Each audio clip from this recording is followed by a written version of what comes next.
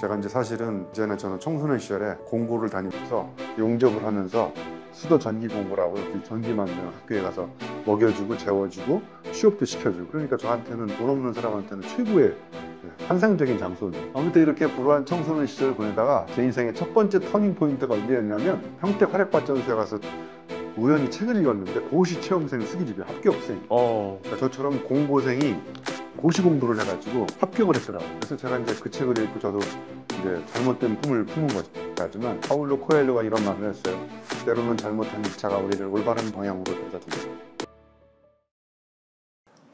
지금 여러분 화면상으로 느껴지시는지 모르겠는데 제가 이렇게 옆에서 교수님을 뵈면 정말 몸이 엄청 좋으시거든요. 예, 그래서 저도 깜짝 놀랐는데 교수님께서 근데 무려 70년대생이 아니시고요, 60년대생이십니다. 그걸 밝히시면 안 되는데 60년대 후반이라고 생각해 주시는데 그래서 저는 진짜 깜짝 놀랐는데요. 정말 핏도 요즘 진짜 웬만한 30대의 핏을 가지고 계시고 운동을 하고 책 100권을 낸 미친 사람이라고 정말 표현을 할 수도 있을 것 같아요. 그런데 사실은 망했었다 라는 주제로 한번 얘기를 해보겠습니다. 교수님, 이번 코나투스가 이제 100번째 책입니다. 95년부터 첫 책을 쓰셨다고 했는데 사실상 1년에 3권, 1년에 3권이면요. 책이 나오는, 출간되는 속도를 감안하면 거의 뭐 계속 책을 쓰셨다는 얘기거든요. 이렇게 많은 책을 빠른 속도로 계속 쓸 수 있었던 비결이 도대체 무엇일까요?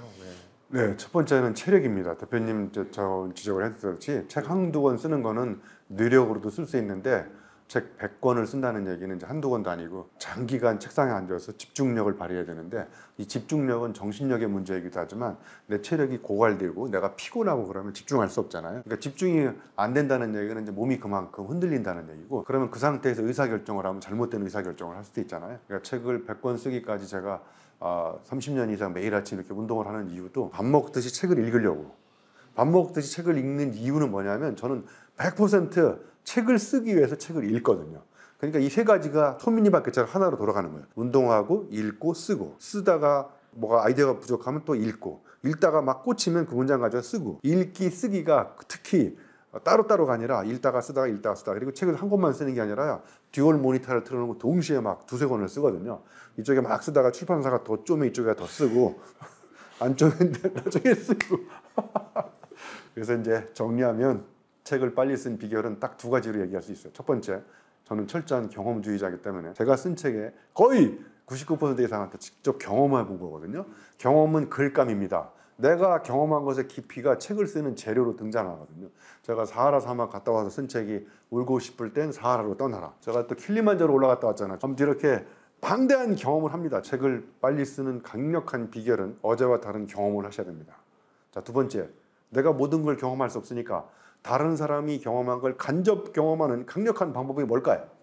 책을 읽는 겁니다. 이 코나투스 책 좀 읽으세요. 네? 이거 한 권만 읽으면 자기계발서 그만 읽어도 돼요. 대표님 책 안 읽어도 돼요.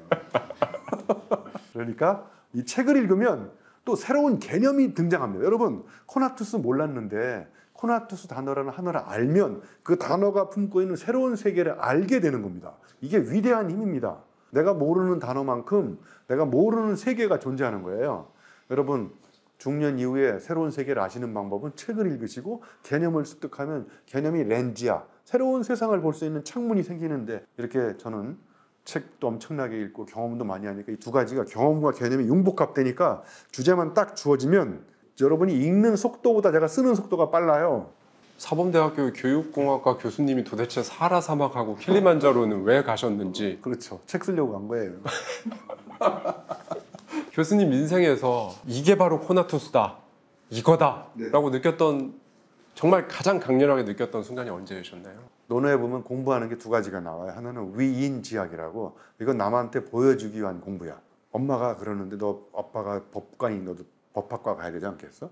그럼 법학과 가는 목적이나 동기나 이유는 자기가 원해서 가는 게 아니라 부모님이 원해서 가는 거야. 그래서 내가 공부하는 이유는 부모님한테 보여주기 위해서. 이런 공부는 재미없고 자기가 하면 할수록 괴로운 거예요. 근데 논어에 또 하나의 공부 방식이 나와요. 위기지학이라고. 이거는 누구한테 보여주기 위해서 하는 게 아니라 내가 재밌어서 신나게 하는 거야. 제가 책을 100권 쓰려고 목표를 정한 다음에 남한테 보여주게 쓴 게 아니라 어느 순간 제가 글을 쓰다 보니까 내 안에 우리 부모님이 나한테 주고 가신 게 하나도 없거든요. 재산도 없고 땅도 하나도 없어요. 저는 이 몸만 주고 가신 거예요. 가진 게 몸밖에 없어서. 그래서 이제 가만히 생각해 보니까 아, 내가 글을 쓰는 코나투스 재능이 조금 꿈틀거리는 거야. 오, 내가 글 쓰는 재주가 그냥 선천적으로 딱 주어진 거라기보다도 그런 재능이 내가 하면 재미있는 재능이 뭐냐면 내가 하면 재미있는 능력이 재능이야. 저는 그걸 알게 됐어요. 그래서 이걸 계속 재밌게 하다 보니까 와, 어느 순간 부산물로 책이 100권이 나온 거예요. 응? 그리고 제가 이런 걸 패시브 인컴이라고 그래요. 가만히 앉아 있는데 아침에 보니까 제 통장에 인쇄도 들어와 있고 이렇게 사는 게 행복하다. 그렇죠. 이게 정말 패시브 인컴이죠. 예, 그 일종의 뭐 음악가로 치면 저작권료 같은. 저작권료. 예. 그러면 교수님께서도 정말 스스로 진짜 너무 괴롭고 진짜 죽고 싶고 막 실패나 좌절을 겪었던 순간이 있으셨을 거예요. 그때 교수님만의 그 과정을 통과해내면서 또 코나투스를 발견하고 찾아내고 이 과정 어떻게 통과해내셨는지. 제가 이제 사실은 이렇게 대학 교수로 이렇게 지성인으로 살고 있지만 예전에 저는 청소년 시절에 그 공고를 다니면서 용접을 하면서 수도 전기 공고라고요. 전기 만드는 학교에 가서 먹여주고 재워주고 취업도 시켜주고 그러니까 저한테는 돈 없는 사람한테는 최고의 환상적인 장소인 거예요. 근데 그렇게 갔는데 아, 이게 제가 원하는 학교가 아니었던 거예요. 그러니까 거기를 그만두면 이제 제가 갈 데가 없잖아요. 네. 그래서 그냥 제 목표가 졸업하는 게 목표야. 아무튼 이렇게 불우한 청소년 시절을 보내다가 제 인생의 첫 번째 터닝 포인트가 언제였냐면 평택 화력발전소에 가서 우연히 책을 읽었는데 고시 체험생 수기집이 합격생. 그러니까 저처럼 공고생이 고시 공부를 해가지고 합격을 했더라고요. 그래서 제가 이제 그 책을 읽고 저도 이제 잘못된 꿈을 품은 거죠. 아, 나같이 이렇게 밑바닥 인생을 사는 사람도 고시 공부를 하면 인생을 한 방에 역전시킬 수 있겠다. 근데 잘못된 꿈이었던 거죠. 그래서 제가 우여곡절 끝에 한양대를 갔는데 한양대 교육공학과도 제가 입학할 때는 신설학과라서 미달이었었어요. 미달. 제가 지금 미달인과의 대학 교수가 됐잖아요. 예? 돌이켜보고 제가 이렇게 재밌게 얘기를 하지만 파울로 코엘료가 이런 말을 했어요. 때로는 잘못한 기차가 우리를 올바른 방향으로 데려다준다. 제가 고시행 기차를 탔는데 이게 나를 행복의 목적지로 데려다주는 코나투스 기차가 아니야. 그러니까 거기서 내린 거죠. 그러니까 여러분 일단 시작해봐야 이게 내가 나를 행복한 길로 가는지 안 가는지를 알 수 있는 거예요. 그러니까 제가 고시 공부를 정말 인생에서 가장 잘한 게 저는 몇 가지가 있는데 고시 공부 포기한 거. 네. 그래서 제가 쓴 책 중에 끈기보다 끊기. 끊어야 됩니다. 네. 교수님 말씀 들으니까 사실 우리가 가고자 하는 목적지를 명확하게 아는 사람도 있고 그걸 또 잘 이뤄내는 사람도 있지만 대부분은 그 목적지를 명확하게 막 뚜렷하게 안다는 게 쉽지 않다고 생각하거든요. 근데 그걸 알려면 일단은 안 써 있어요. 이게 우리 지하철이나 버스처럼 어디행 열차 안 써 있어요. 타서 가봤더니 이제 안내방송에 다음 역은 무슨 역입니다. 저쪽 방향 아닌데? 그럼 다음 내리고 내리면 되죠. 내려서 다시 갈아타고 네. 이거 탔더니 이거는 저쪽 방향이다. 네. 아까 코나투스로 나를 데려다주는 열차가 아니었다. 그럼 내리는 거죠. 예, 고시 공부는 뭐 그런 말씀해 주셨던 것처럼 대책 없이 혹시 아무 역에나 내려본 적 있습니까? 아무 역에나 내려본 적 없잖아요. 다 목적지까지 가잖아요. 그러니까 저는 인생을 살면서 가끔씩 아무 역에나 대책 없이 내리면 재밌어요. 대책 없이 내리는데 거기 대책이 널려 있어요. 막 맛있는 데도 있고 막 거기서 맛있는 거 먹고 하루 반나절 늦게 어디 가면 뭐 인생이 망가집니까? 이렇게 자꾸 마주쳐 봐야 돼요. 마주쳐 보면 색다른 것도 그러니까 이 마주치면 마주침이 생겨가지고요. 한 회원에 가서 침은 그만 맞으시고 이제 마주침을 맞으시면 깨우침, 뭐 뉘우침 이런 침이 계속 생기는 거예요. 가르침. 예? 왜 예전에 20년 전만 해도 우리 인간의 뇌는 이 20살 정도의 이제 뇌 세포의 성장이 딱 성장이 완료되고 이제 3, 4, 50대, 60대를 거치면서 점점점 이제 그 기능이 퇴화하다가 그것도 잘못된 이론인 것 같아요. 제가 보기엔. 그게 이제 완전히 뒤집어졌죠. 이제 뇌 가소성, 뉴로플라스티시티 개념이 나오면서 실제로 뭐 나이에 상관없이 근데 교수님을 이렇게 앞에 뵙고 이렇게 말씀 들어보니까 진짜 그냥 이렇게 느껴지거든요. 에너지로 느껴지는데 근데 많은 분들이 정말 심지어 한 40대 후반, 50대 이 정도만 돼도 이제 내가 나이를 먹어서 뭐 잘 안 되고 내가 이 나이에 그걸 어떻게 하고 젊은이들이야 이거 팍팍 책도 읽고 하지 이거 내가 지금 읽어서 독서도 이제 힘들고 이런 분들 많거든요. 나이가 든다는 거죠. 저는 이렇게 생각하거든요. 제가 이제 전반전과 후반전을 이렇게 한번 생각해 보면 전반전이 언제일까요? 인생 전반전은 지금까지 사는 게 전반전이거든요. 우리 대표님이 예를 들면 40대면 40살이 전반전이야. 아, 그럼 41살부터 80살까지가 후반전. 아, 네. 근데 너무 좋아가지고 80살까지 살았어. 네. 그럼 그게 전반전 뛴 거야. 아, 그럼 이제 81살부터 160살까지 후반전을 뛰는 거예요. 아, 제가 60대면 60살이 전반전이야. 저는 비로소 이미 전반전밖에 안 뛰었어요. 그러면 61살부터 제 몸을 가지면 120살까지 살 수 있거든요. 그럼 후반전을 또 사는 거야. 그러니까 여러분 전반전에는 지금까지가 전반전이야. 그러니까 지금부터가 후반전이야. 그러면 여러분 지금까지 여러분이 뭐 잘못 살아도 좋아요. 그리고 사회에서 원하는 대로 막 따라가 살아도 좋고 다른 사람을 위해 사는 것도 좋고. 근데 지금부터 그러면 이제 내 인생을 살자 이렇게 다짐을 하면 해볼 수 있는 일이 많거든요. 그러니까 전반전은 예를 들면 남이 원하는 대로 취직해가지고 막 회사가 원하는 회사형 인간으로 살았다면 후반전도 취직해서 살아야 되지만 그렇게 살면서도 내 취향을 한번 찾아보는 거야. 내 취미도 찾아보고. 그러니까 취향을 찾는 인생. 그러면 여러분 다 취향이 있어요. 저는 예를 들면 한강에 가서 이렇게 돌멩이 던져 물수제비 뜬다고 그랬죠. 이렇게 쫙 던지는 거 있잖아요. 제가 그게 취향인데 어떤 님이 나한테 와가지고 교수님 그 물수제비 뜨면 누가 수제비를 주냐 돈을 주냐 밥을 주냐. 아, 왜 이렇게 열심히 하시냐? 그런 취향은 무슨 돈이나 이런 거하고 관계없는 거예요. 내가 그냥 재미있어서 하다 보니까 그냥 쓸데없는 일이 훨씬 더 쓸데가 많거든요. 네? 그러니까 여러분 지금부터 너무 막 쓸모만 생각하고 요거 돈이 되냐 안 되냐 이런 거 생각하지 마시고 그렇게 하다 보니까 부산물로 수익이 창출될 수 있는 이런 일도 찾으시면 좋을 것 같아요.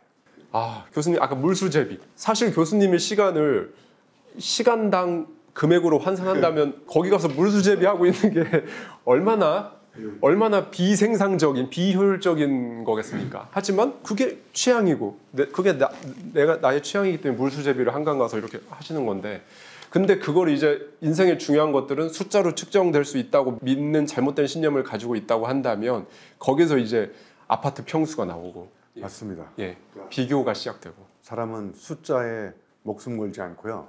저는 숫자에 담겨진 의미에 목숨 건다고 생각합니다. 어느 회사가 우리 회사 2030년 비전이 매출 30조래. 그랬더니 사원들이 휴일도 출근해야 되는 거 아니냐 이거 야근도 해야 되고 그럼 매출 30조 달성하면 나한테는 신경통이나 관절염밖에 안 오겠네 이렇게 생각하잖아요. 근데 정말 직원들의 마음을 움직이는 사람은 30조를 제시하지 않고 30조에 담겨진 의미를 사람들한테 던져요. 의미가 그래서 심장에 꽂히면 그게 의미 심장해지는 겁니다. 그 말씀하시려고 빌드업을 하신 건 아니시겠죠, 교수님? 어떤 한 사람이 성공하는 게 그 사람이 스스로 온전히 독립적인 노력의 결과물이 아니라 사회적 관계의 합작품이다. 라는 관점. 코나투스에서 정말 강조했던 포인트 중에 하나입니다. 예, 그 부분에 대해서 한번 좀 말씀해 주세요. 제가 예를 들면 책을 100권 썼잖아요. 예를 들면 100권 썼으면 제가 열심히 노력해서 책을 쓴 것도 있지만 열심히 노력해서 원고를 탈고했는데 출판사가 내 책을 안 받아주면 이렇게 책이 안 나오잖아요. 그렇죠. 나를 어여삐 여기사 이걸 받아줬잖아요. 그러니까 이렇게 지금 갖고 나와서 이렇게 방송을 하는 거잖아요. 그다음에 또 출판사 중에 편집자들이 또 가장 중요하거든요. 저자와 편집자가 궁합이 안 맞으면 책이 안 나와요. 해보셨잖아요. 네. 어떤 편집자는 궁합이 잘 맞는 편집자가 있어요. 네? 그러면 편집자가 안 맞으면 막 뒤틀리고 막 화 뚜껑 열리고 그래가지고 책이 안 나올 수도 있어요. 자 그러면 이 책의 재료는 뭘까요? 책의 재료. 종이는 또 어디서 나오는 걸까요? 나무. 그러니까 저는 지나가는 나무한테 늘 고마워요. 나무를 막 끌어안아주고 왜냐면 그 나무 때문에 내가 책을 쓰는 거잖아요. 그 다음에 내 책을 쓰려면 이렇게 손으로 썼을까 아니면 저런 노트북이나 컴퓨터로 썼을까요? 컴퓨터. 노트북이 너한테 어마어마한 노동을 대신해 준 거잖아요. 저는 노트북을 일주일에 한 번씩 데리고 다니면서 이 샤워도 시켜주고 쟤도 깨끗하게 해주고 이렇게 무슨 이야기냐면 내가 책을 혼자 쓴 게 아니라 다 관계들이 만드는 거야. 도구도 만들어주고 노트북 막 쓰면 전기가 확 나가버려. 그러면 저장도 안 돼. 근데 전기가 또 나를 책을 쓰게 만드는 거거든요. 그럼 전기는 어디서 나오느냐? 저 발전소에서 막 그 24시간 저도 교대 근무해봤지만 그런 노동자들이 전기를 안 만들면 책이 안 나와요. 이런 모든 거를 다 따져보면 모든 전문성은 다 관계가 만든 거예요. 사회적 관계가. 그러니까 저는 제가 이렇게 책을 100권 쓰는 벌써 오만, 교만, 자만에 올라갈 수 있지만 그런 데하고 친하지 않고 자만, 교만, 태만이 아니라 저는 영만이잖아요. 그죠? 영만. 그러니까 이렇게 겸손하게 늘 자세를 낮추고 덕분에 여러분 제가 이렇게 100권 썼으니까 여러분 많이 도와주시고 제가 이렇게 책을 열심히 쓰는 것도 제가 인세를 모아가 장학재단을 만들 거예요. 진짜로. 한양대학교 교육공학과 후배들이 들어오면 전액 장학금으로 다니게 할 건데 지금 문제가 심각해지고 있어요. 책이 안 팔려요, 잘 지금. 50만 권만 팔면 제가 그냥 바로 장학재단 그냥 기금. 네. 교수님은 그러면 실제로도 그러니까 이게 뭐 완전히 다르게 생각을 해야 되는 거라 보는데 많은 것들에 대해 감사하시겠네요. 이렇게 아까 말씀하신 것처럼 전기, 노트북, 노트북, 뭐 나무, 종이. 네. 항상 저는 제 주변에 있는 모든 도구들 덕분에 서재, 뭐 환경, 전기, 그다음에 필기구 막 이런 거 다 그 음으로 양으로 직간접적으로 나한테 다 관계가 있는 거잖아요. 그러니까 그 친구들한테 항상 저는 고마워하고 노트북도 정말 좋은 가방에서 들고 다니거든요. 제가 상처받으면 안 되니까 싹 해가지고. 아 그러니까요. 아니 이 교수님께서 브랜드 대상을 받으셨는데 브랜드 대상 올해 인물로 선정이 되셨는데 사실 이건 뭐 단편적인 수상 내역이고 교수님이 이렇게 또 많은 분들께 알려지고 공감을 받고 이렇게 지지를 받게 된 이유도 그 책에 보면 제가 지금 저자는 일본인 저자라 생각이 안 나는데 오늘 읽는 변호사라는 책이 있습니다. 네. 근데 그 책에 보면 굉장히 나이가 한평생 변호사를 50년 동안 한 나이 많은 변호사, 일본의 변호사가 수천 건의 사건들을 수임하면서 어떤 사람이 운이 좋은가 이거를 이제 써낸 건데 방금 교수님이 말씀하신 그 대목이에요. 그런 얘기를 이제 그 오늘 읽는 변호사 책에서 그 실제 일본의 그 나이 지긋한 70대 후반의 변호사가 그런 얘기를 하거든요. 별거 아닌 말도 안 되는 뭐 그거에 감사할 그런 사람이 운이 좋더라. 그런 말을 하거든요. 교수님께서 딱 좀 전에 말씀해주신 네. 성공이라는 건 결국 내가 잘나서 독립적인 노력의 결과가 아니라 여러 사회적 관계의 합작품이다라는 관점, 이 관점을 한 번쯤 여러분들도 생각해 보시면 너무 좋을 것 같고요. 많은 이들이 여전히 자기다움을 찾지 못한 채 살아가고 있습니다. 사실 아까 말씀드렸던 것처럼 하루하루 진짜 스트레스 받고 힘들어 죽겠는데 자기다움 퇴근하고 저 예능이나 재밌는 거나 유튜브 보고 그러다가 이제 자면 되지 손 하나 까딱할 힘도 없는데 심지어 거기다가 책을 읽는다? 아이고 이렇게 생각하시는 분들 너무 많으세요. 그런데 그렇게 되면 정말 뭐 쇼펜하우어나 니체가 얘기했던 것처럼 살아가는 게 아니라 그냥 존재하는 거라고 저는 생각을 하거든요. 그냥 숨 쉬고 있으니까 사는 게 아니라 그 존재하는 거는 바위도 존재하고 풀도 존재하고 동물도 존재하는데 존재하는 게 아니라 정말 살아가야 한다면 자기다움이라는 단어에 대해서 평생에 한 번쯤은 자기다움이라는 게 뭘 의미하는지 비트겐슈타인처럼 그렇게 깊게 생각하실 필요도 없습니다. 도대체 자기다움이라는 게 뭔지 살아가면서 꼭 잃지 말아야 할 나만의 코나투스? 이건 뭘까? 이런 부분 한 번쯤은 생각해 볼 필요가 있을 것 같아요. 네. 물론 하루하루 당연히 힘들지만 예, 한번 말씀 부탁드리겠습니다. 네, 우리 구독자분들 저 색개라는 영화 한 3번씩 보셨죠? 색개. 저는 영화를 보든 뭐를 책을 읽든 세상을 바라보든 저는 이제 목적이 책을 쓰는 거니까 저 영화에서 내가 뭘 건질까 딱 봤는데 와 대단한 거기에 인사이트가 있더라고요. 색개예요? 네, 색으로 개가 무너지더라고요. 그러니까 여기서 색은 나만의 색깔이야. 오늘 제가 살아온 삶의 색깔로 우리 구독자분들한테 저 색깔에 얽혀진 저의 경험적 통찰력을 여러분한테 드리는 거잖아요. 그러면 제가 오늘 말씀드린 거를 누가 저를 똑같이 따라할 수 있을까요? 없어요. 왜냐하면 이거는 그냥 제가 무슨 책에서 읽고 이렇게 뱉어낸 게 아니라 제 몸과 경험이 엮어낸 저만의 색깔이 있는 언어거든요. 색깔이 있는 대화이기도 하고. 그러면 시청자들이 저를 이렇게 보면서 유영만 교수는 저 이야기를 믿어야 될지 계속 경계하는 눈초리로 저를 쳐다보는 것 같아요. 그래서 저런 경계하는 눈초리를 사정없이 무너뜨리는 방법은 저만의 색깔을 더 강력하게 만들면 되는 거예요. 그러니까 저만의 컬러를 만드는 거예요. 컬러가 생기면 스타일이 생겨요. 그러면 이제 전문 용어로 이제 철학자 발터 베냐민이 아우라, 저 사람이 풍기는 저 아우라, 저 카리스마, 저런 거는 비교, 대체, 모방, 흉내내기 어렵거든요. 그건 그냥 만들어진 게 아니라 그 사람이 삶으로 이렇게 만드는 거야. 이렇게 살다 보니까 저절로 자기 스타일이 생기고 자기 독특한 컬러가 생기고 그리고 자기가 고민하면서 막 별이고 별인 언어들이 이렇게 튀어나오게 되고 이런 게 복합적으로 그 신체성에서 나오는 이제 아우라가 생기는 거죠. 그러면 이게 저는 그 사람의 원본이고 그 사람이 대체불가능한 코나투스라고 생각하거든요. 색다르게 살면 저절로 남달라지는데 우리는 태어나서 아까 우리가 쭉 얘기했던 것처럼 자꾸 남달라지려고 노력하다가 내 색깔이 없어져 버렸어요. 내가 무슨 색깔에 있는 사람인지를 몰라. 그러면서 계속 비교하고 자기 개발을 했는데 나는 누구지? 나는 몰라. 그러니까 여러분 지금부터 나만의 색깔을 찾으셔야 돼요. 그때부터 무슨 컬러 진단 가서 내 색깔 뭐 이런 거 진단하는 그런 게 아니라 내가 하면 재밌고 신나는 거. 그 누구도 흉내내기 어려운 거. 나만이 사랑할 수 있는 일, 내가 이 일하면 살아있다는 느낌이 드는 것, 이런 게 다 있습니다. 그런 걸 찾으시고 그러면 이제 여러분 색달라져. 그러면 아예 비교할 필요, 그냥 저절로 남달라져. 그러면 여러분 가장 아름다운 사람이 되는 거예요. 그러니까 주변에 색다른 사람은 왜 색다른지 아세요? 자기답게 살기 때문에. 자기다움. 그러면 색다름, 자기다움이면 정말 아름다워 보입니다.